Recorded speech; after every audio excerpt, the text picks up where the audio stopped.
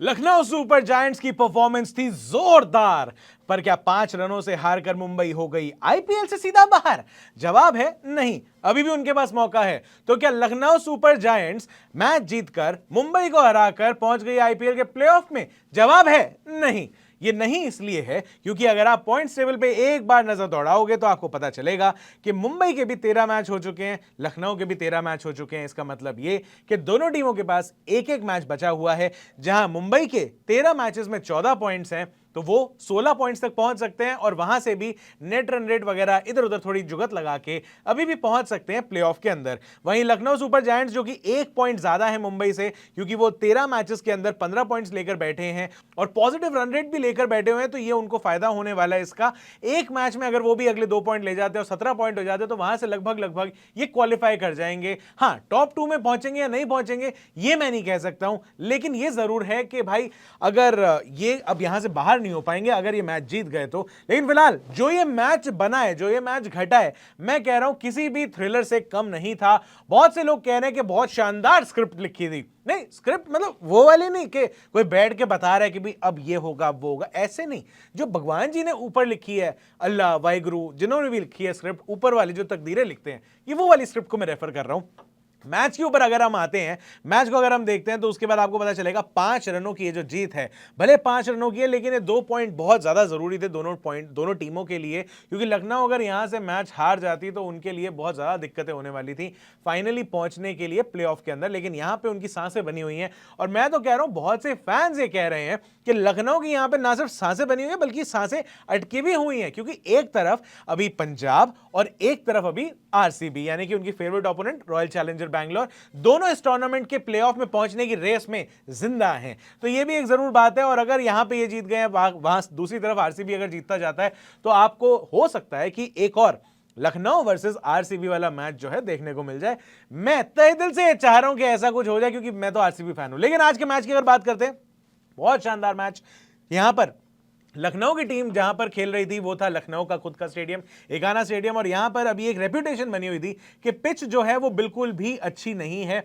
Pitch के ऊपर मतलब अच्छी इसलिए नहीं क्योंकि बिल्कुल ही यार बैटिंग करना वहां पे इंपॉसिबल हो जा रहा था। और यहां पर यही लग रहा था कि अगर पहले इन्होंने बैटिंग जो करी है, लखनऊ अगर वहां पे पहले बैटिंग कर रहा था, तो उसका बड़ा फायदा उन्हें मिला है, क्योंकि 177 रन उन्होंने बनाया 3 विकेट के नुकसान पर, और अभी उनकी पूरी बैटिंग आई नहीं थी। यानी कि बदोनी वहां पे अभी खेलना बाकी थे, नवीन उलक खेलना बाकी थे, रवि बिश्नोई, हालांकि ये लोग उतना अच्छा नहीं खेलते, बट स्टिल मैं आपको वैसे बता रहा हूं क्योंकि यहां पर जो परफॉर्मेंस हुआ है आज, भले ही आपको लग रहा हो टॉप ऑर्डर देख के कि यार मजा नहीं आया, पता नहीं कुछ करेंगे नहीं करेंगे, जो कि सच बात भी है, लेकिन जो परफॉर्मेंस उन्होंने दे दिया, कृणाल पांड्या मतलब रिटायर्ड हर्ट होके गए थे, 49 रन उन्होंने बनाए थे, 50 उनकी रह गई, रन बॉल खेल रहे थे, लगभग 116 का स्ट्राइक रेट था, 42 बॉलों पे उन्होंने रन बनाए थे, लेकिन यार क्या कमाल करके गए थे। मतलब अगर उन्होंने जब विकेटें गिरनी शुरू हुई थी, क्योंकि दीपक हुड्डा को आप देखो, दीपक हुड्डा को टीम में लिया गया और उसके बाद दोबारा एक एक्सपेरिमेंट किया गया कि दीपक हुड्डा को इस बार लोअर मिडिल ऑर्डर में नहीं, अपर मिडिल ऑर्डर में नहीं, वन डाउन नहीं, सीधे ओपन करने भेज दिया। ये एक्सपेरिमेंट भी बिल्कुल फ्लॉप गया लखनऊ का, और दीपक हुड्डा का ये टूर्नामेंट जैसे फ्लॉप जा रहा है, बिल्कुल उसके अंदर एक मैच का और इजाफा हो गया। 7 बॉलों में 5 रन बनाकर आउट हो गए थे। क्विंटन डिकॉक जो अभी तक अच्छा कर रहे थे, जब से उनको मौका मिलना शुरू हुआ है, 15 बॉल में 16 रन बनाकर वो भी आउट हो गए, उन्होंने भी बहुत ज्यादा कुछ नहीं करा। बट अगेन चावला जी उनका विकेट लेके गए। चावला जी लव्स मतलब लेफ्ट हैंडेड पीपल, तो बड़ा मजा आता है उनको विकेट लेकर। एनीवे डीकॉक जो है ये 15 बॉलों के अंदर 16 रन बना के गए, तो इनका जो स्ट्राइक रेट था वो भी कोई बहुत ज्यादा इंप्रेसिव नहीं था। और यहां पर प्रेरक मानखड़ को जो मौका मिला वो पहली बॉल पर ये आउट हो गए, तो बिल्कुल ही वहां से लग रहा था कि पता नहीं लखनऊ अपने वही जो पुरानी पिच है, जिस रेपुटेशन पे ये लोग चलते हैं, उसी रेपुटेशन पे रहेंगे और उसके बाद ये बड़ा ही लो स्कोरिंग गेम होने वाला है। लेकिन जो पार्टनरशिप जमी यहां पर प्रेरक मांकड़ और कृणाल पांड्या और स्टॉइनिस की, इससे लखनऊ को एक रिस्पेक्टेबल टोटल मिल गया। और स्टॉइनिस जो आखिर तक टिके रहे थे, जो 47 बॉल्स में उन्होंने 89 रन बनाए, 189.36 का इनको जो स्ट्राइक रेट ये लोग खेल के चल रहे थे।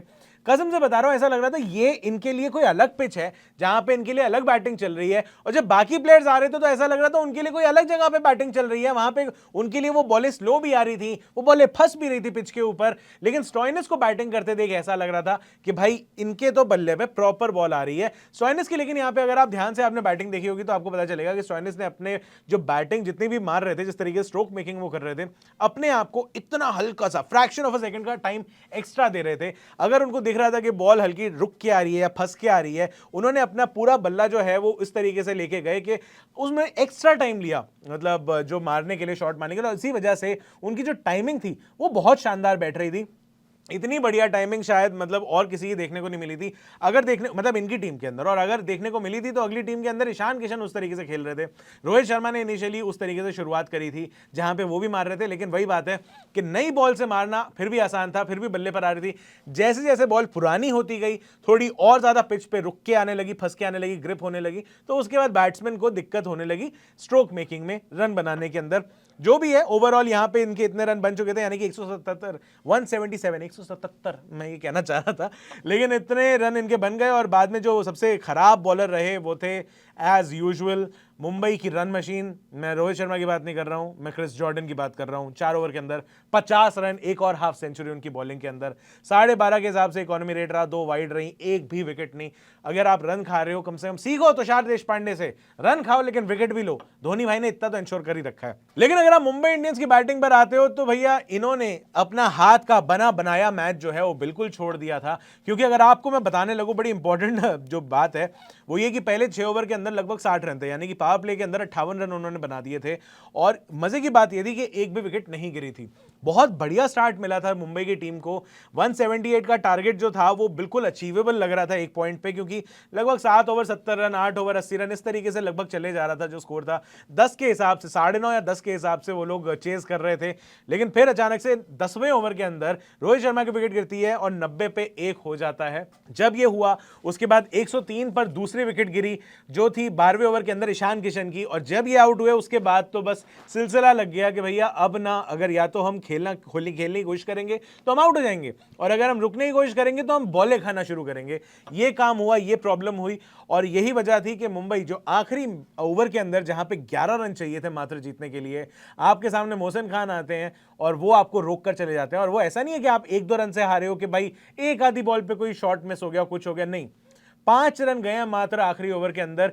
6 रन बचे थे जब बॉलें खत्म हो चुकी थी, तो इवेंचुअली 5 रनों से मैच जीत गई थी लखनऊ। लेकिन नहीं खेल पाए, टिम डेविड नहीं खेल पाए, कैमरन ग्रीन नहीं खेल पाए, यही हुआ इनके साथ और यहां पे ये मैच हारे।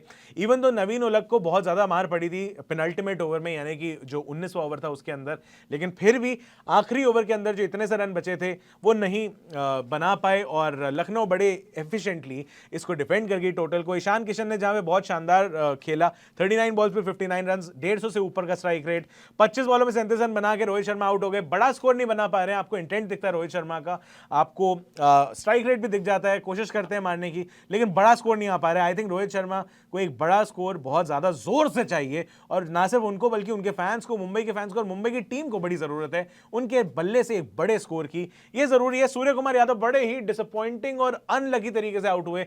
आप जाके देखना, हाईलाइट में जाके देखना सूर्य भाई का विकेट कैसे गिरा था।